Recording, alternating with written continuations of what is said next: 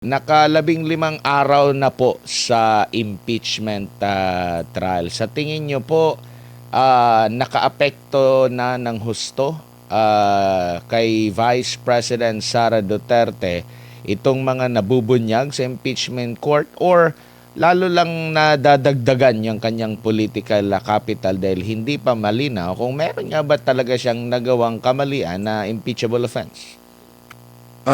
Unang-una, Admar, pinasuri ko sa wika nga parang fact checkers, no? At lumalabas na paunti ng paunti ang nakikinig doon sa live transmission ng impeachment trial sa Senado, no? Para bang ang mga tao ay either hindi nabobore o hindi natutuwa doon sa mga balitaktakan na masyadong legal, masyadong technical, o di kaya ay dahil nga sa hirap ng buhay, imbis na manood ng impeachment trial, kung paano na lang sila kakahig para makatuka miski na kaunti. No, yun ang tingin kong unang observation diyan sa impeachment trial. Pangalawa, it may be too early for us to determine, no, kung talagang naapektuhan ang public approval rating ni Vice President Inday Sara nitong nangyayaring impeachment trial, no? Kasi ngayon ay panahon pa para ang prosecution team ay maglahad ng kanilang ebidensya para sabihin siya ay may pagkakamaling nagawa at hindi pa talaga naglalahad ang depensa ng kanilang ang kanilang defense, no, sa para kay Vice President Inday Sara. At nakikita naman natin na so far nasasagot na mabuti ng mga batang abogado ni Vice President Inday Sara yung mga paratang na ginagawa ng prosecution panel at ng kanilang mga witnesses, no, na kuminsan ay halatang-halata na either coached, kung basta pinag-aralang mabuti kung ano sasabihin, pero nahuhuli naman na either nagsisinungaling o di kaya ay hindi naiintindihan. Wika nga ng mga senator judges kuminsan, at pati ng presiding judge, no, na si Senator Chis Escudero, kuminsan yung competence o competency ang tawag nila ay kulang, no. So ganun pa lang sa ngayon ang aking pananaw. Opo. Sa nakalipas na mga impeachment days, no?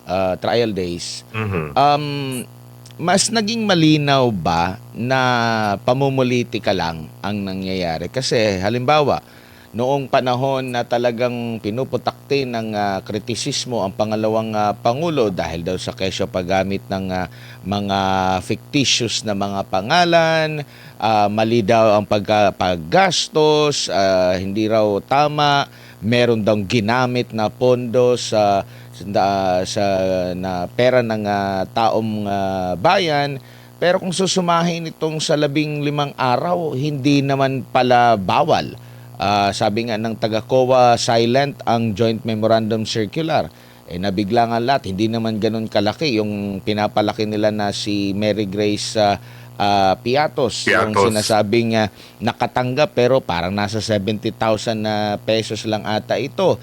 Meron namang mga ipinakita na katibayan na merong ginastos, pero iba lang ang interpretasyon pala ng COA. Meron silang ibang hinahanap, pero nakapagsumite ang opisina ng pangalawang Pangulo at ang DepEd. Pero sa interpretasyon ng COA, nakukulangan lang sila. So makikita na ba na hina-hype lang noon at hanggang ngayon parang merong pilit, pero pag hihimayin mo, hindi naman pala ganun ka-hype talaga, Ginong Lito.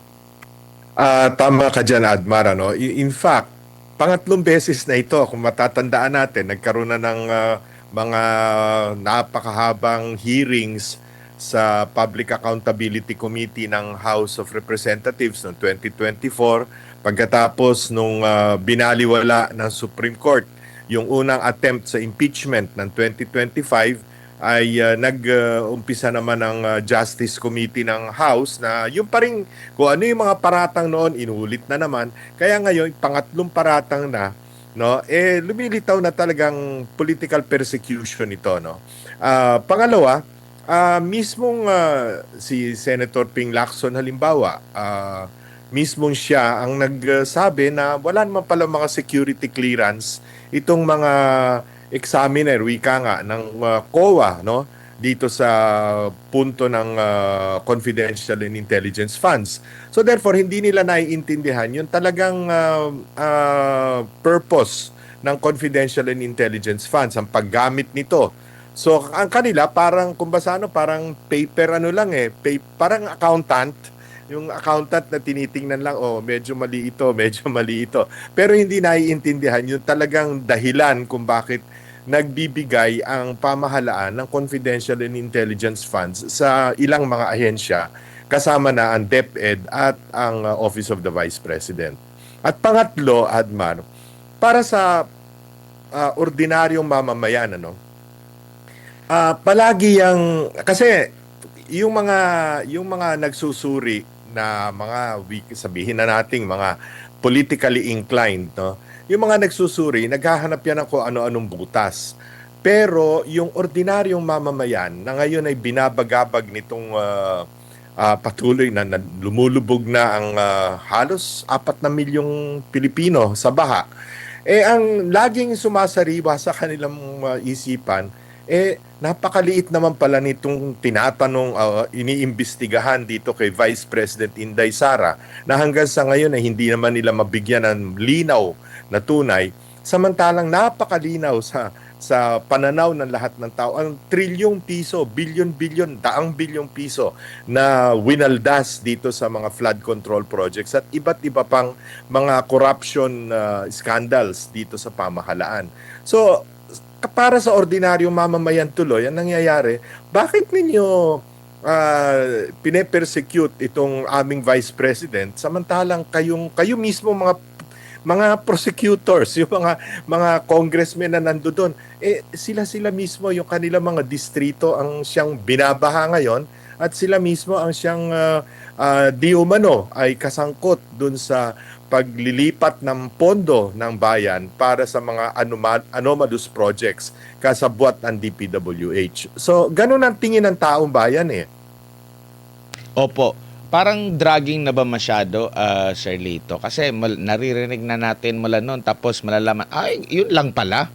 Parang mas may matinding problema pa tayo yung na buksan na tungkol sa flood control project. Parang minumulto ang kasalukuyang gobyerno every now and then 2024 ata kung dito ako nagkakamali na pinagmalaki ng gobyerno natin, may 5,500 hanggang sa finact check ng kalikasan, kaliwat ka ng baha 2025, narinig natin yung mahiya naman kayo, at hanggang sa kasalukuyan patuloy pa rin nangyayari ito. So kumbaga natatabunan na itong mga issue na na-erase laban kay pangalawang pangulo, lalo na ngayon na unti-unting nabubuksan yung ayun lang pala, Sir Lito.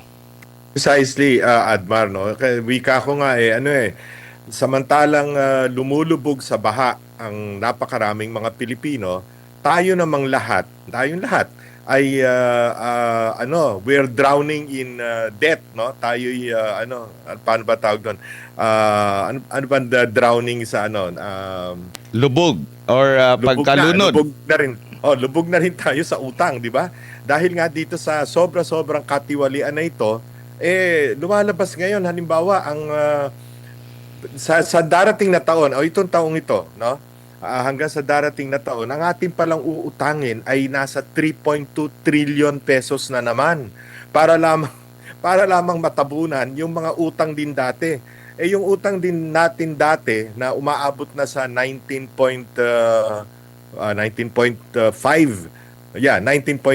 trillion, ang interest pala dyan nasa 970 billion pesos na babayaran natin ngayong taong ito. Kulang na nga ang ating pondo. At pag nalalaman ng tao yung mga ganyan datos, lalo nagiinit at kumukulo ang dugo, Dahil sila naman ay hirap na makaagapay sa taas ng presyo ng pangunahing bilihin at binabaha pa yung kanilang mga bahay. Eh di ba pati nga mga simbahan pinasok na ng tubig, pinasok na ng baha. Eh ngayon lang nangyayari sa ating bansa itong ganitong kalawak na iskandalo ng korupsyon. Opo. So, kasi inasa natin na mahaba pa itong impeachment. Pero nakita nyo na ba yung parang may yanig na na nangyayari dyan sa impeachment na makakabawas sa ganda points ng pangalawang pangulo at makakadagdag sa pogi points ng kasalukuyang administrasyon, or hindi rin magkakaroon ng dagdag pogi points ang administrasyon dahil meron din siyang kinakaharap na problema na medyo mas malapit sa bituka ng mga kababayan natin? Tama yan, Admar. At kung tutuusin mo, itong mga sumalanta sa atin at nagdulot ng mga malalalim na baha, habagat pa lang ito. Wala pang tumatama sa ating bagyong malakas. Eh pag tumama sa atin ang bagyong malakas, at yan ay laging nangyayari tuwing panahon ng El Nino. Kasi pag mainit ang surface ng Pacific Ocean, ng dagat, lalong lumalakas ang mga bagyo. Pasalamat nga tayo at lumilihis sa atin at pumupunta sa Japan o sa China.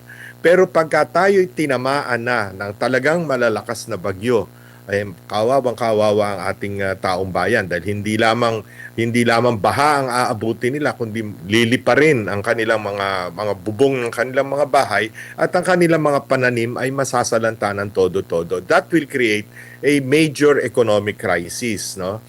Kanya kung paano para bang ilang taon na tayong binabagabag nitong impeachment, dalawang beses na pag-i-impeach kay Vice President Inday Sara para sa halaga na kung tutuusin mo ay katiting ng halaga ng winaldas, no, sa korupsyon, no, sa flood control at sa iba pa, pati sa PhilHealth, pati sa PDIC, lahat halos sasangay ng gobyerno no?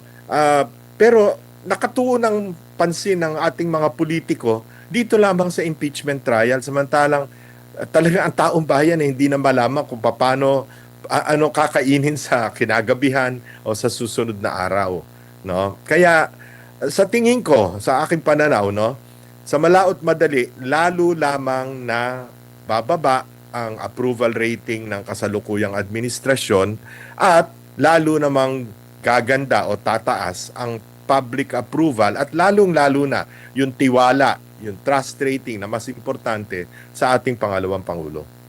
Opo. Ang pangalawang pangulo, merong nabasura na reklamo sa DOJ lamang, inciting to sedition, pero may umusan na kaso na grave threat na nasa RTC na. Though merong motion na pinapabasura na itong kaso na ito.